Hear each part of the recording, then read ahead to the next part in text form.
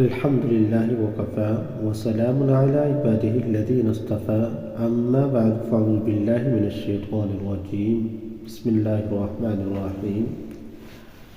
محترم سامعین و برادران اسلام، اکثر مسئلہ یہ پیش آتا ہے کہ مسجد کی کچھ چیزیں ضرورت زائد ہو جاتی ہیں، یعنی ایک چیز پہلے تھی اور پھر اس کے بعد اس کی ضرورت ختم ہو گئی، پھر اس کے بعد نئی چیز خرید لی جاتی ہے۔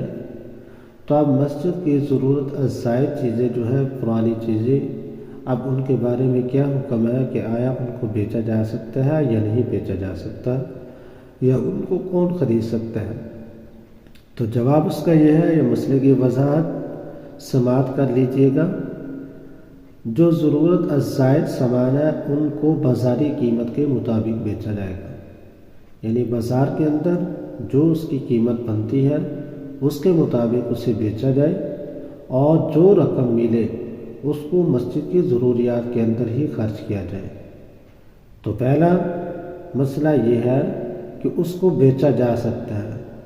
دوسرا یہ ہے کہ آیا اس کو خریدے گا کون؟ تو اس کو کوئی بھی انسان خرید سکتا ہے، وہ مسجد کا نمازی ہو یا دوسری مسجد کا نمازی آ کر خریدے، مسجد کا متولی خریدے، کوئی دکاندار آ کے خریدے، جو انسان خریدنا چاہتا ہے اس کو خرید سکتا ہے۔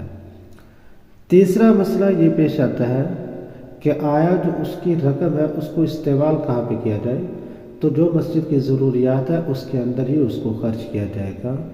تو مسئلہ دوبارہ پھر سماعت کر لیجئے گا کہ مسجد کی جو ضرورت زائد چیزیں ہیں ان کو بیچا جا سکتا ہے، ان کو کوئی بھی خرید سکتا ہے، اور اس کی جو رقم ہوگی وہ مسجد کی استعمال کے اندر، مسجد کی ضروریات کے اندر ہی استعمال ہوگی۔